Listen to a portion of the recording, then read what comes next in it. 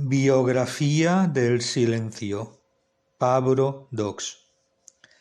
El deseo de luz produce luz. Hay verdadero deseo cuando hay esfuerzo de atención. Es realmente la luz lo que se desea cuando cualquier otro móvil está ausente. Aunque los esfuerzos de atención fuesen durante años aparentemente estériles, un día una luz exactamente proporcional a esos esfuerzos inundará el alma. Cada esfuerzo añade un poco más de oro a un tesoro que nada en el mundo puede sustraer. Simone Weil. 1. Comencé a sentarme a meditar en silencio y quietud por mi cuenta y riesgo, sin nadie que me diera algunas nociones básicas o que me acompañara en el proceso. La simplicidad del método, sentarse, respirar, acallar los pensamientos y sobre todo la simplicidad de su pretensión, reconciliar al hombre con lo que es, me sedujeron desde el principio. Como soy de temperamento tenaz, me he mantenido fiel durante varios años a esta disciplina de sencillamente sentarse y recogerse.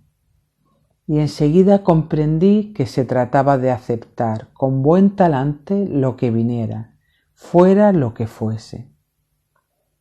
Durante los primeros meses meditaba mal, muy mal.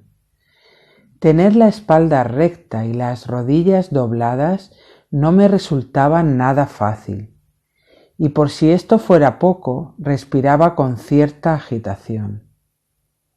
Me daba perfecta cuenta de que eso de sentarse sin hacer nada más era algo tan ajeno a mi formación y experiencia como, por contradictorio que parezca, connatural a lo que en el fondo yo era. Sin embargo, había algo muy poderoso que tiraba de mí: la intuición de que el camino de la meditación silenciosa me conduciría al encuentro conmigo mismo tanto o más que la literatura, a la que siempre he sido muy aficionado.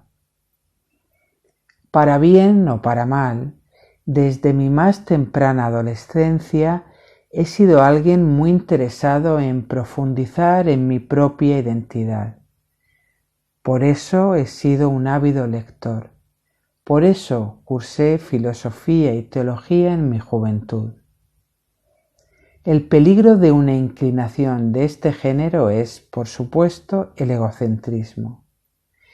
Pero gracias al sentarse, respirar y nada más, comencé a percatarme de que esta tendencia podía erradicarse no ya por la vía de la lucha y la renuncia, como se me había enseñado en la tradición cristiana a la que pertenezco, sino por la del ridículo y la extenuación.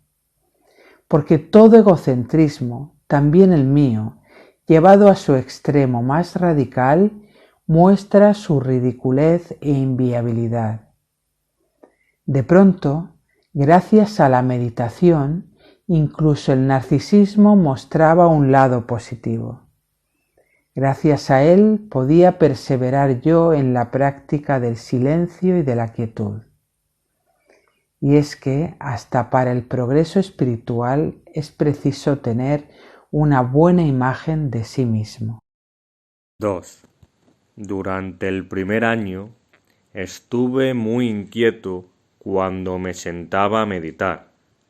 Me dolían las dorsales, el pecho, las piernas. A decir verdad, me dolía casi todo.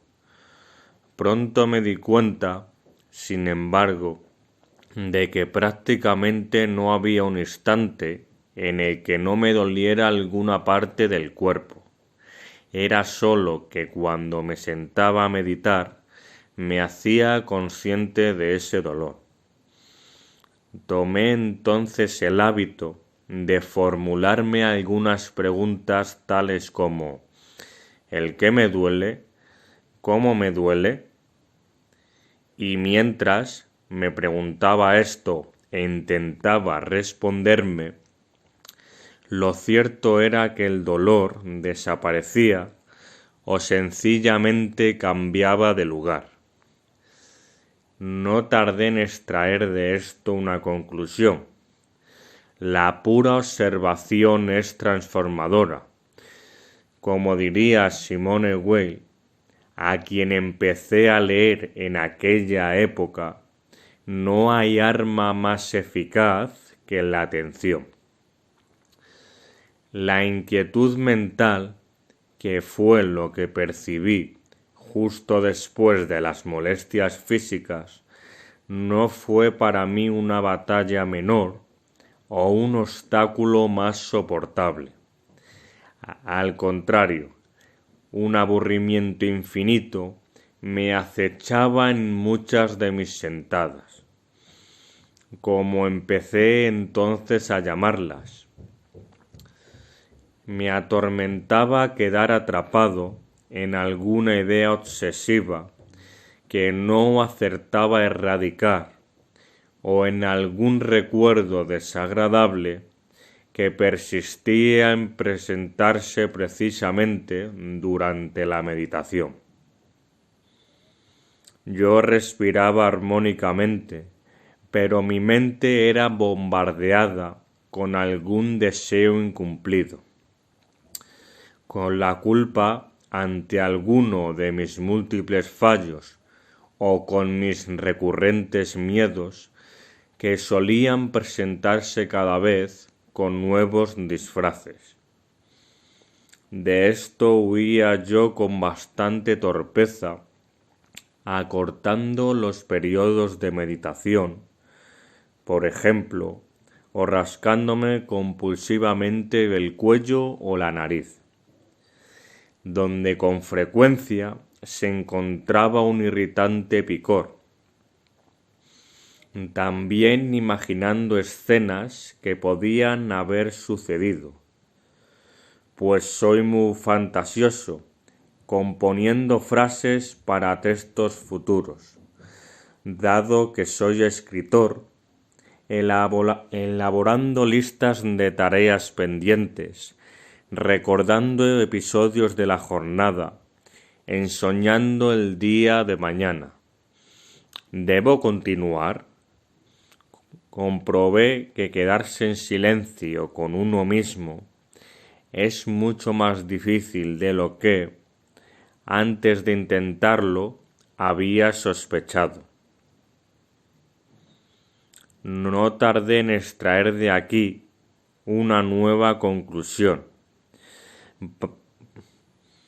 Para mí resultaba casi insoportable estar conmigo mismo, motivo por el que escapaba permanentemente de mí.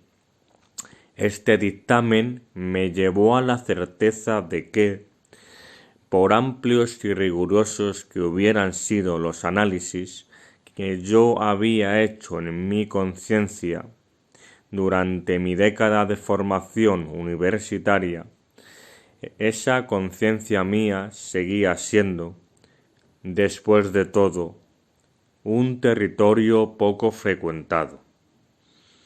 La sensación era la de quien revuelve en el lodo. Tenía que pasar algún tiempo hasta que el barro se fuera posando y el agua empezase a estar más clara. Pero soy voluntarioso,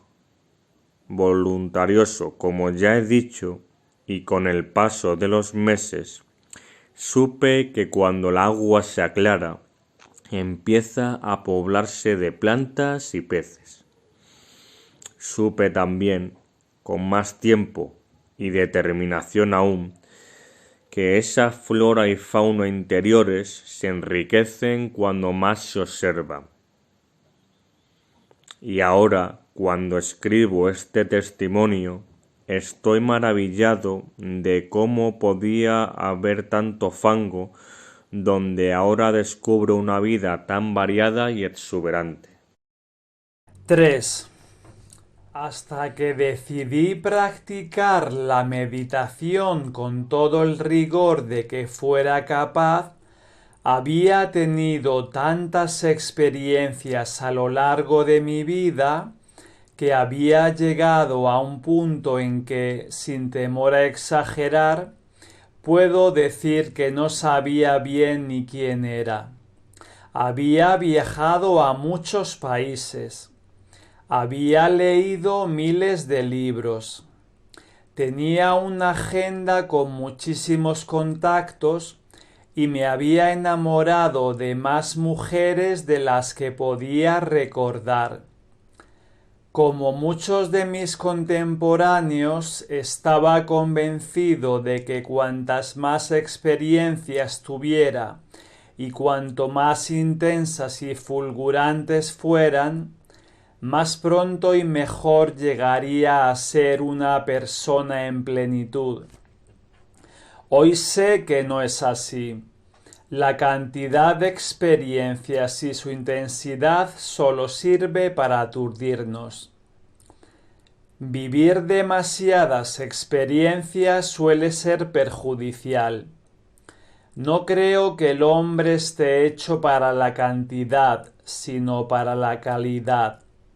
Las experiencias, si vive uno para coleccionarlas, nos zarandean, nos ofrecen horizontes utópicos, nos emborrachan y confunden. Ahora diría incluso que cualquier experiencia, aun la de apariencia más inocente, suele ser demasiado vertiginosa para el alma humana, que sólo se alimenta si el ritmo de lo que se da la brinda es pausado. Gracias a esa iniciación a la realidad que he descubierto con la meditación, supe que los peces de colores que hay en el fondo de ese océano que es la conciencia, esa flora y faunas interiores a las que me he referido un poco más arriba, sólo pueden distinguirse cuando el mar está en calma, y no durante el oleaje y la tempestad de las experiencias. Y supe también que cuando ese mar está en una calma aún mayor, ya no se distinguen ni los peces, sino solo el agua sin más. Pero a los seres humanos no suele bastarnos con los peces, y mucho menos simplemente con el agua. Preferimos las olas, nos dan la impresión de vida, cuando lo cierto es que no son vida, sino solo vivacidad. Hoy sé que conviene dejar de tener experiencias, sean del género que sean, y limitarse a vivir, dejar que la vida se exprese tal cual es, y no llenarla con los artificios de nuestros viajes o lecturas, relaciones o pasiones, espectáculos, entretenimientos, búsquedas. Todas nuestras experiencias suelen competir con la vida y logran, casi siempre, desplazarla e incluso anularla. La verdadera vida está detrás de lo que nosotros llamamos vida. No viajar, no leer, no hablar. Todo esto es casi siempre mejor que su contrario para el descubrimiento de la luz y de la paz.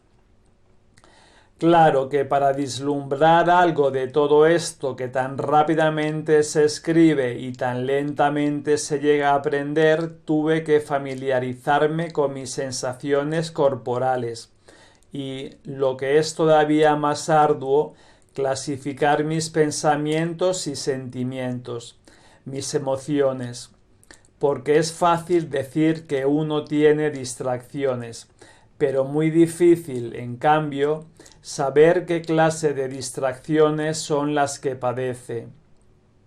Tardé más de un año en empezar a poner nombre a lo que aparecía y desaparecía de mi mente cuando me sentaba a meditar.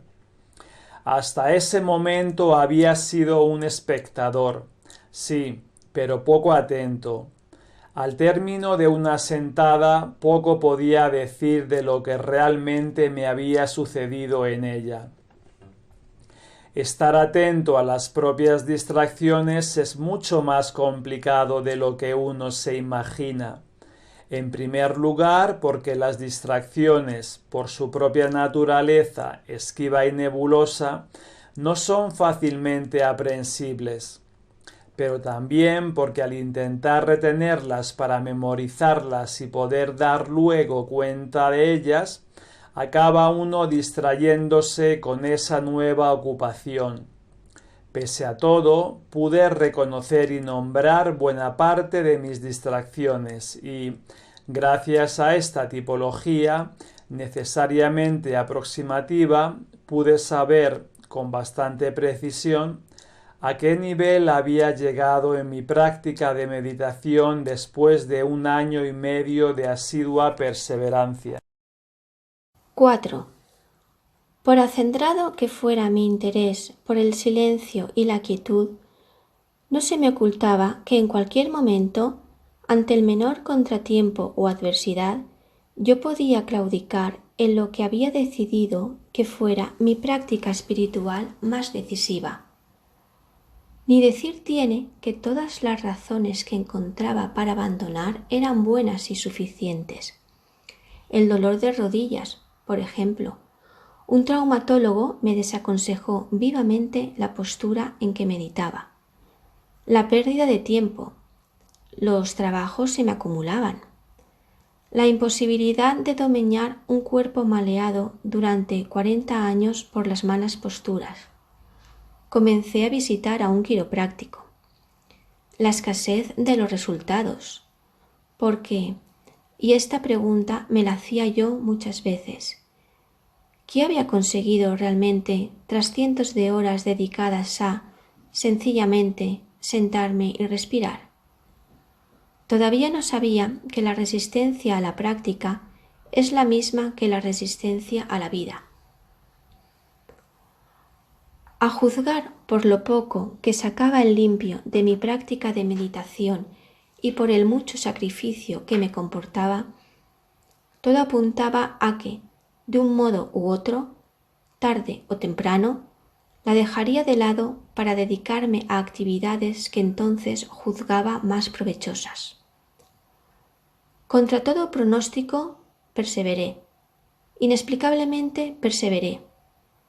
Y es que si la fuerza de un ideal puede ser grande, la de la realidad, cuando se está frente a ella, cuando se palpa, es misteriosamente mucho mayor. Para fortalecer mi convicción y apuntalar mi voluntad, me centré en lo que estimé que era más determinante, el silencio. Me refiero tanto a lo que hay en el silencio como al silencio mismo, que es una auténtica revelación. Debo advertir desde ahora, sin embargo, que el silencio, al menos tal y como yo lo he vivido, no tiene nada de particular. El silencio es sólo el marco o el contexto que posibilita todo lo demás. ¿Y qué es todo lo demás? Lo sorprendente es que no es nada, nada en absoluto. La vida misma que transcurre, nada en especial. Claro que digo nada, pero muy bien podría también decir todo.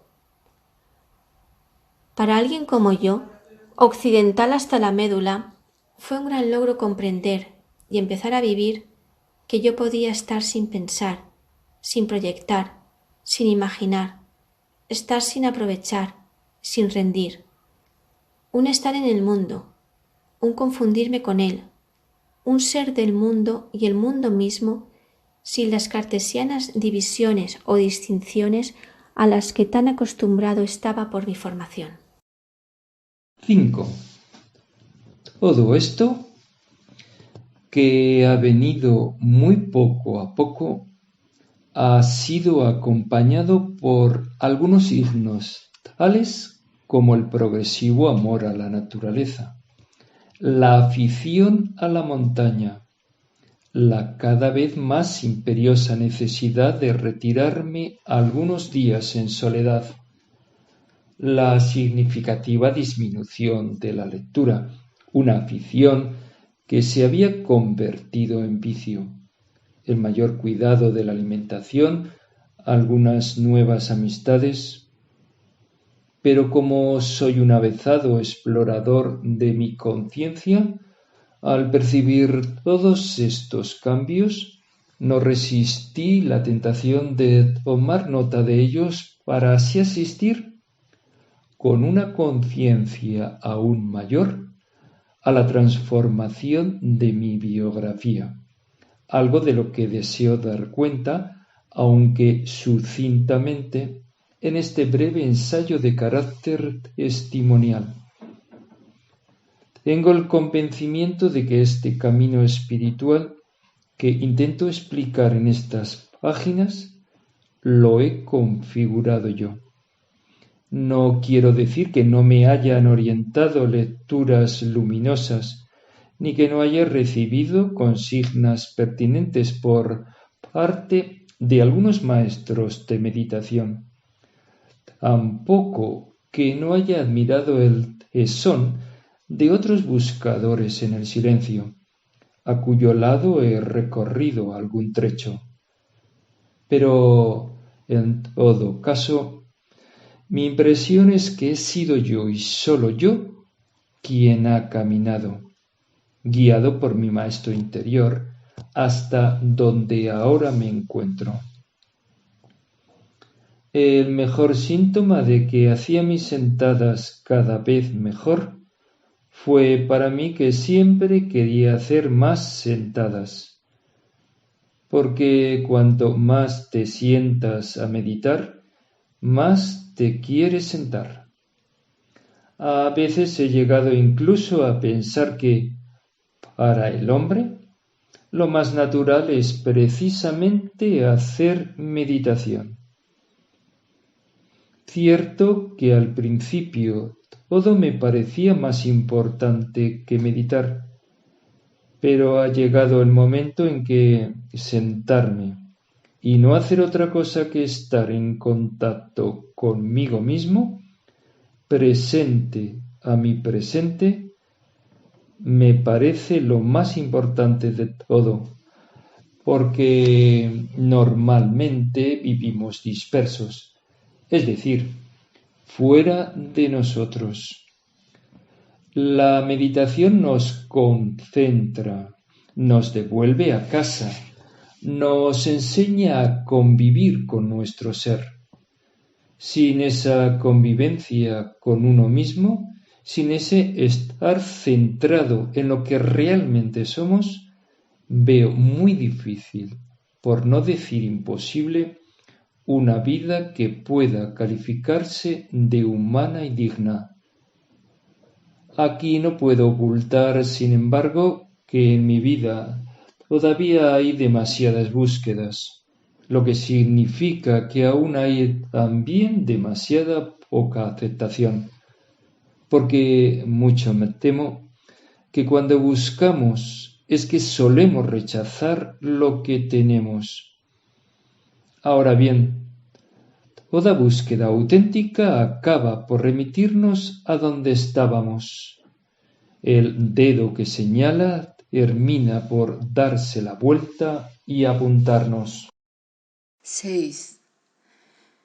Me ha costado 4 décadas comprender que el hombre empieza a vivir en la medida en que deja de soñar consigo mismo, que empezamos a dar frutos cuando dejamos de construir castillos en el aire, que no hay nada que no tenga su cepa en la realidad. Cuanto más se familiariza uno con la realidad, sea esta cual sea, mejor. Al igual que el niño que está aprendiendo a montar en bicicleta, logra montar de hecho cuando se sumerge a fondo en esta actividad. Y por contrapartida se cae al suelo cuando se para a considerar lo bien o lo mal que lo está haciendo. Así nosotros todos en cualquier actividad que llevemos a cabo. En cuanto comenzamos a juzgar los resultados, la magia de la vida se disipa y nos desplomamos, y ello con independencia de lo alto o bajo que haya sido nuestro vuelo. Esto es, en esencia, lo que enseña la meditación, a sumergirse en lo que estás haciendo. Cuando como, como. Cuando duermo, duermo. Dicen que fue así como un gran maestro definió el Zen. Con este espíritu no es sólo que se gaste menos energía en el desarrollo de una determinada actividad, sino que hasta sale uno tonificado de ella. El ser humano tiene el potencial de autocargarse en la acción. Ilustraré lo que pretendo decir. Como novelista que soy, desde muy joven he sabido qué páginas de mis libros estaban inspiradas y cuáles no. En el fondo es muy fácil descubrirlo. Las inspiradas son aquellas que he escrito olvidado de mí, sumergido en la escritura, abandonado a su suerte. Las menos inspiradas, en cambio, las que he trabajado más, las que he planificado y redactado de forma más racional y menos intuitiva. Por eso creo que para escribir, como para vivir o para amar, no hay que apretar, sino soltar, no retener, sino desprenderse.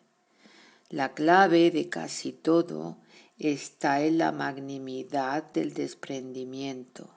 El amor, el arte y la meditación, al menos, esas tres cosas funcionan así. Cuando digo que conviene estar sueltos o desprendidos, me refiero a la importancia de confiar. Cuanta más confianza tenga un ser humano en otro, mejor podrá amarle. Cuanto más se entregue el Creador a su obra, ésta más le corresponderá. El amor, como el arte o la meditación, es pura y llanamente confianza y práctica, claro, porque también la confianza se ejercita. La meditación es una disciplina para acrecentar la confianza. Uno se sienta y ¿qué hace? Confía. La meditación es una práctica de la espera. Pero, ¿qué se espera realmente? Nada y todo. Si se esperara algo concreto, esta espera no tendría valor, pues estaría alentada por el deseo de algo de lo que se carece. Por ser no utilitaria o gratuita, esa espera o confianza se convierte en algo neta y genuinamente espiritual. Todos tenemos la experiencia de lo aburridas e incómodas que suelen ser las esperas. Como arte de la espera que es, la meditación suele ser bastante aburrida. Pero ¿qué fe tan grande hay que tener entonces para sentarse en silencio y quietud? Exacto, Todo es cuestión de fe. Si tienes fe en sentarte a meditar, tanta más fe tendrás cuanto más te sientes con este fin. De modo que podría decir que yo medito para tener fe en la meditación. Al estar aparentemente inactivo, cuando estoy sentado comprendo mejor que el mundo no depende de mí y que las cosas son como son con independencia de mi intervención. Ver esto es muy sano, coloca al ser humano en una posición más humilde, le descentra, le ofrece un espejo a su medida. 7. Para convertirme en alguien que medita, aparte de sentarme a diario 1, 2 o 3 periodos de unos 20 o 25 minutos, no tuve que hacer nada en especial.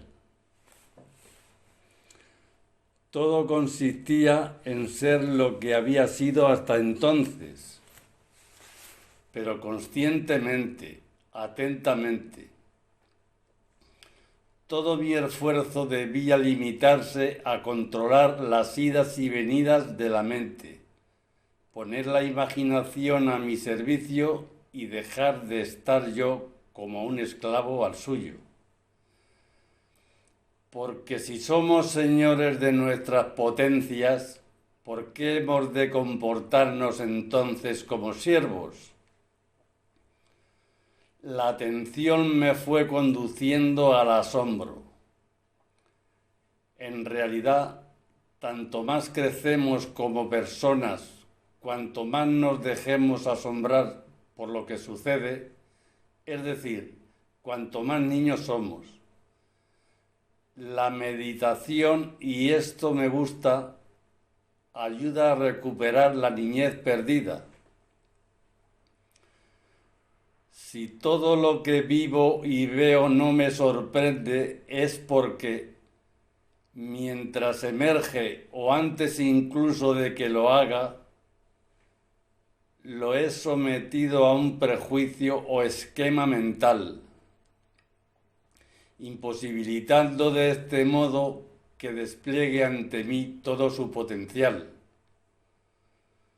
Es muy raro, ciertamente, que pueda haber capacidad de asombro en una actividad que repetimos a diario o incluso varias veces al día. Por eso es preciso entrenarse. Todo se juega en la percepción. Eso es lo que se descubre cuando el entrenamiento es continuado y certero. Se entiende, en fin, que solo podemos ser dichosos cuando percibimos lo real. Pondré un ejemplo.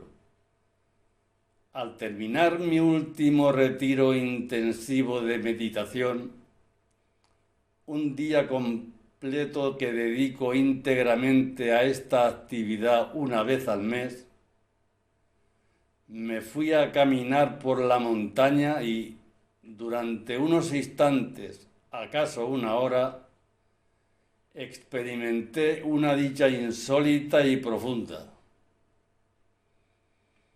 Todo me parecía muy bello, radiante, y tuve la sensación, difícil de explicar, de que no era yo quien estaba en aquella montaña, sino que ella, la montaña, era yo. Atardecía y el cielo estaba nublado, pero a mí se me antojó que así nublado era perfectamente hermoso. Por las muchas sentadas que había hecho durante aquel día, la rodilla derecha me dolía un poco, pero ese dolor, extrañamente, no me molestaba. Casi diría que me hacía cierta gracia y que lo aceptaba sin resistirme a él. Laska, mi perro, saltaba entre las peñas y correteaba de un lado para otro. Al verlo, pensé en que mi perro vive intensamente cada segundo. Tras observarlo mucho, pues es un compañero fiel. He concluido que, al menos en eso, quiero parecerme a él. Me hice con un animal para avivar el animal que hay en mí. Ahora lo entiendo. Mi sensación de efervescente dicha durante aquella caminata por la montaña desapareció inadvertidamente, pero gracias a ella creo tener ahora una idea más ajustada de la felicidad a la que aspiro. En este instante, por ejemplo, estoy escribiendo junto a la chimenea de mi casa. Laska está a mis pies y oigo como afuera cae la lluvia. No imagino mayor plenitud.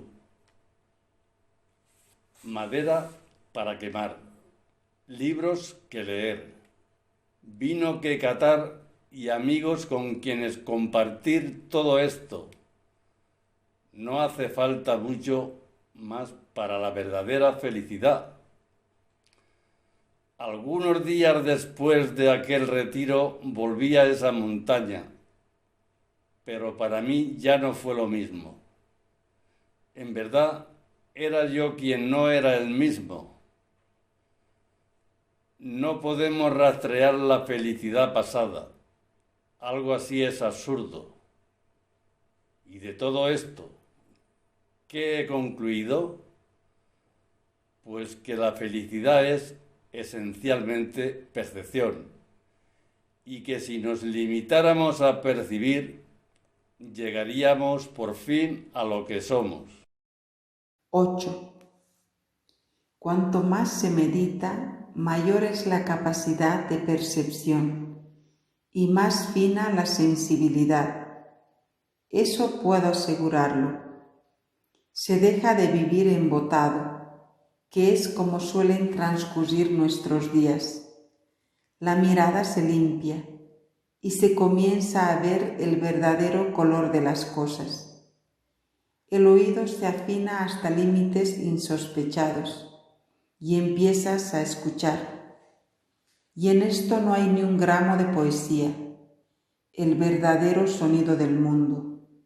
Todo, hasta lo más prosaico, parece más brillante y sencillo.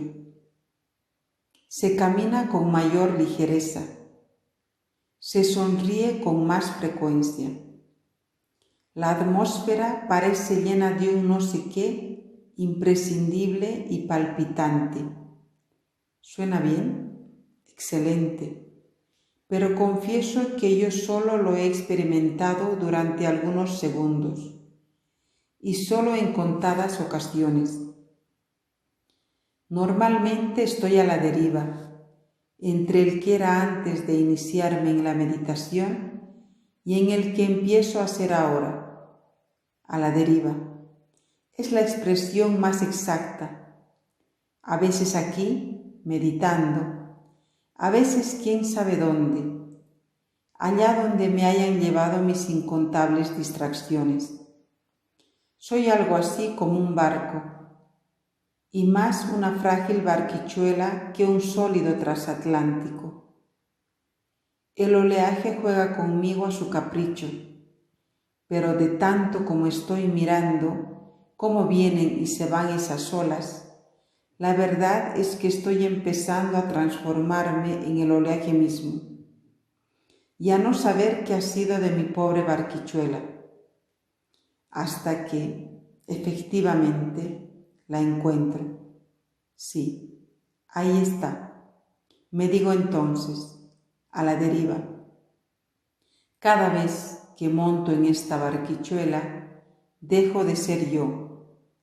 Cada vez que me arrojo al mar, me encuentro. 9. Uno de los primeros frutos de mi práctica de meditación fue la intuición de cómo nada en este mundo permanece estable. Que todo va cambiando es algo que ya sabía antes, es obvio, pero al meditar comencé a experimentarlo. También nosotros cambiamos, y ello por mucho que nos empeñemos en vernos como algo permanente o duradero. Esta esencial mutabilidad del ser humano y de las cosas es, así lo veo ahora, una buena noticia. Lo curioso es que este descubrimiento me vino por medio de la quietud. Todo sucedió como expondré a continuación.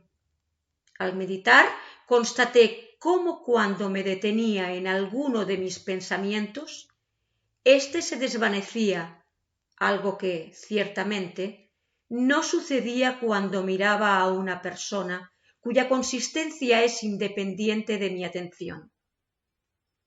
A mi modo de entender, esto demuestra que los pensamientos son escasamente fiables, mientras que las personas, por el contrario, aunque solo sea porque tienen un cuerpo, lo son en un grado bastante mayor. Decidí entonces que, en adelante, no pondría mi confianza en algo que se desvanecía con tanta facilidad. Decidí dejarme guiar por lo que permanece, puesto que sólo eso es digno de mi confianza. ¿En qué confío yo? Esta es, según presiento, la gran pregunta. Aceptar esta constante mutabilidad del mundo y de uno mismo no es tarea fácil, principalmente porque hace inviable cualquier definición que sea cerrada. Los seres humanos solemos definirnos por contraste o por oposición, lo que es tanto como decir por separación y división. Pues es así, dividiendo, separando y oponiendo, como precisamente nos alejamos de nosotros mismos. Definir a una persona y no aceptar su radical mutabilidad es como meter a un animal en una jaula. Un león enjaulado no es un león, sino un león enjaulado, y eso es muy distinto. Desde mi presente, e intento concretar, no puedo condenar a quien fui en el pasado, por la sencilla razón de que aquel a quien ahora juzgo y repruebo es otra persona. Actuamos siempre conforme a la sabiduría que tenemos en cada momento, y si actuamos mal es porque, al menos en ese punto, había ignorancia. Es absurdo condenar la ignorancia pasada desde la sabiduría presente. 10. Cuanto más veamos nuestra radical mutabilidad y nuestra interdependencia con el mundo y los demás, y ellos hasta el punto de poder decir yo soy tú, o bien yo soy el universo, tanto más nos acercamos a nuestra identidad más radical para conocerse. Por tanto, no hay que dividir o separar, sino unir. Gracias a la meditación he ido descubriendo que no hay yo y mundo, sino que mundo y yo son una misma y única cosa. La consecuencia natural de semejante hallazgo, y no creo que haga falta ser un lince para adivinarlo, es la compasión hacia todo ser viviente. No quieres hacer daño a nada ni a nadie porque te das cuenta de que en primera instancia te dañaría a ti mismo si lo hicieras. El árbol no puede ser cortado impunemente sin pedirle permiso a la tierra. No puede ser sacada de un lugar para utilizarla en otro sin pagar algún precio. Todo lo que hacemos a los demás seres o la naturaleza te lo haces a ti. Mediante la meditación se me ha ido revelando el misterio de la unidad. Por supuesto que a bucear en el océano de la unidad no se llega sin chapotear durante largo tiempo en la charca de la división. El agua que no corre se estanca y se pudre y huele mal. Eso lo sabemos todo. Pero también se pudre y huele mal toda la vida que no fluye. Nuestra vida solo es digna de este nombre si fluye, si está en movimiento, sea por cobardía o por pereza, sin embargo, o incluso por inercia, aunque casi siempre es el miedo que mayormente nos paraliza.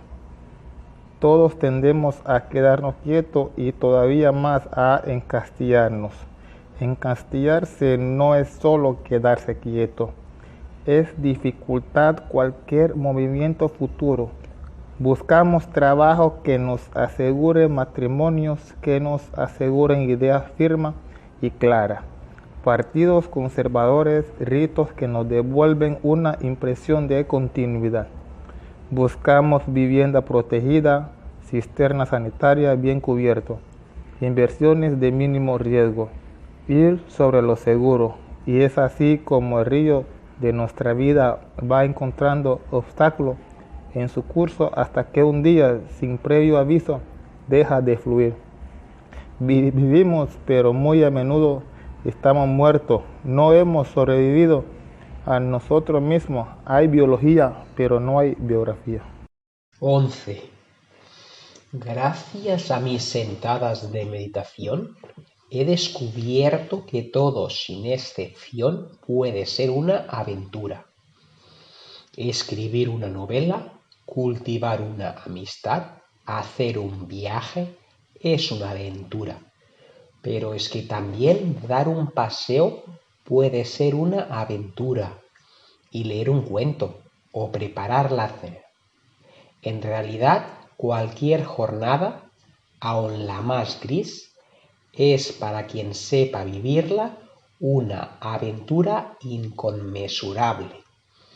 Hacer la cama, lavar los platos, ir a la compra, sacar al perro, todo esto y tantos otros quehaceres comunes son aventuras cotidianas, pero no por ello menos excitantes y hasta peligrosas. La meditación que practico apunta al carácter aventurero, que es tanto como decir insólito o milagroso de lo ordinario. Lo que realmente mata al hombre es la rutina, lo que le salva es la creatividad, es decir, la capacidad para vislumbrar y rescatar la novedad. Si se mira bien, y eso es en lo que educa la meditación, todo es siempre nuevo y diferente. Absolutamente nada es ahora como hace un instante. Participar de ese cambio continuo que llamamos vida. Ser uno con él. Esa es la única promesa sensata de felicidad. Por esta razón, para meditar no importa sentirse bien o mal, contento o triste, esperanzado o desilusionado. Cualquier estado de ánimo que se tenga es el mejor estado de ánimo posible en ese momento para hacer meditación. Y ello precisamente porque es el que se tiene. Gracias a la meditación se aprende a no querer ir a ningún lugar distinto a aquel en que se está. Se quiere estar en el que se está, pero plenamente, para explorarlo, para ver lo que da de sí, para percatarse de que cualquier estado de ánimo, aun aquellos que nos parecen más auténticos o incuestionables, es fugaz. Basta verificar cómo nace y muere todo en nuestro interior con una pasmosa facilidad.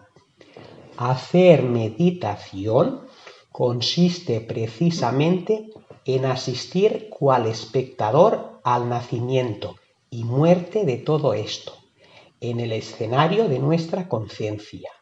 ¿A dónde va lo que muere? Me he preguntado una y mil veces. ¿De dónde viene lo que nace en la mente? ¿Qué hay entre la muerte de algo y el nacimiento de otra cosa? Este es el espacio en el que siento que debo morar. Este es el espacio del que brota la sabiduría perenne. Pero las veces en que he atisbado algo de este espacio y en el que he habitado en él, aunque solo sea durante algunos segundos, puedo asegurar que la verdadera dicha es algo muy simple y que está al alcance de todos, de cualquiera. Solo hay que pararse, callar, escuchar y mirar. Aunque pararse, callar, escuchar y mirar, y eso es meditar, se nos haga hoy tan difícil y hayamos tenido que inventar un método para algo tan elemental. Meditar no es difícil, lo difícil es querer meditar. 12. Ser consciente consiste en contemplar los pensamientos. La conciencia es la unidad consigo mismo. Cuando soy consciente, vuelvo a mi casa. Cuando pierdo la conciencia, me alejo, quién sabe a dónde.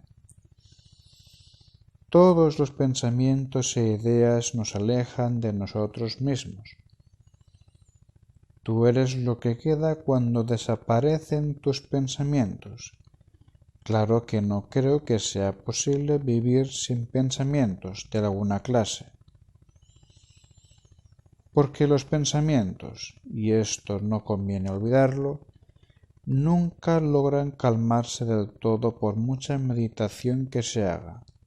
Siempre sobrevienen, pero se sosiega nuestro apego a los mismos, y con él su frecuencia e intensidad.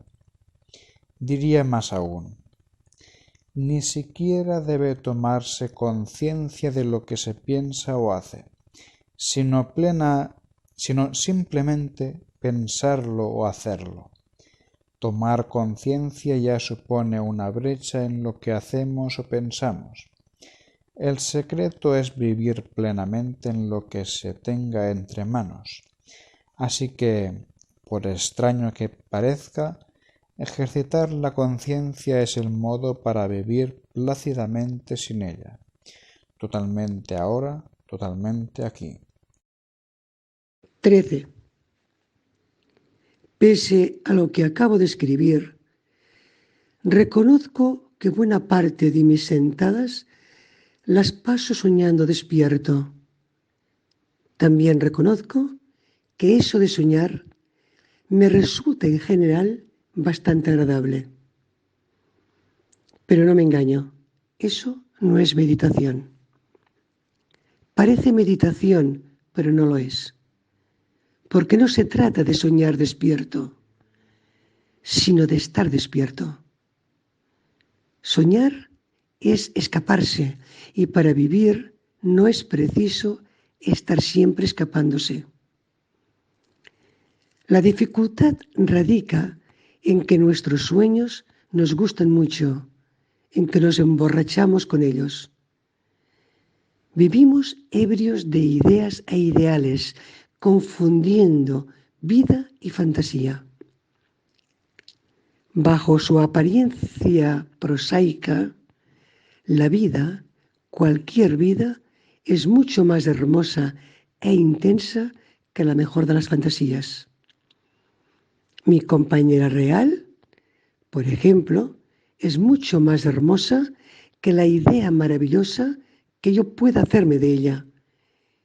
Mi novela real es infinitamente mejor que cualquier novela imaginada, entre otras cosas, porque esta novela imaginada ni siquiera existe.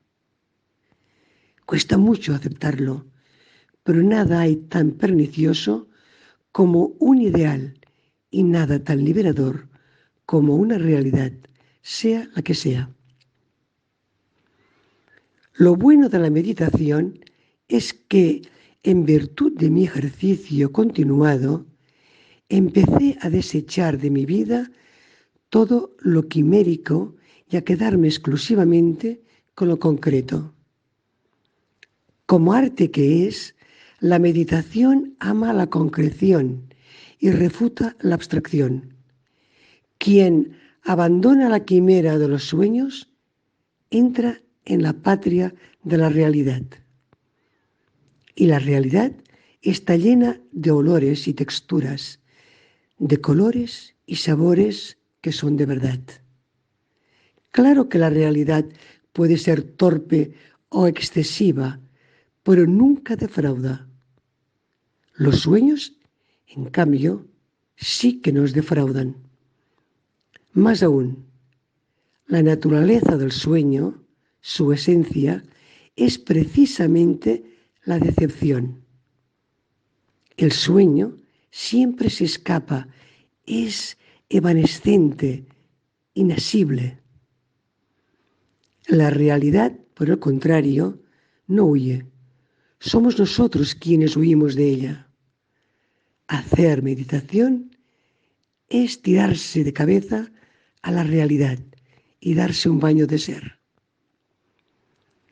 El amor romántico, por ejemplificar lo que afirmo, suele ser muy falso. Nadie vive más engañado que un enamorado, y pocos sufren tanto como él. El amor auténtico tiene poco que ver con el enamoramiento, que hoy es el sueño por excelencia, el único mito que resta en Occidente. En el amor auténtico no se espera nada del otro, en el romántico sí. Todavía más, el amor romántico es esencialmente la esperanza que nuestra pareja nos dé la felicidad. Sobrecargamos al otro con nuestras expectativas cuando nos enamoramos. Y tales son las expectativas que cargamos sobre el ser amado, que al final de él o de ella no queda ya prácticamente nada. El otro es entonces simplemente una excusa, una pantalla de nuestras expectativas. Por eso suele pasarse tan rápidamente del enamoramiento al odio o a la indiferencia, porque nadie puede colmar expectativas tan monstruosas. La exaltación del amor romántico en nuestra sociedad ha causado y sigue causando insondables pozos de desdicha. La actual mitificación de la pareja es una perniciosa estupidez. Por supuesto que creo en la posibilidad del amor de pareja, pero estoy convencido de que requiere de una extraordinaria e infrecuente madurez. Ningún prójimo puede dar nunca esa seguridad radical que buscamos. No puede ni debe darla.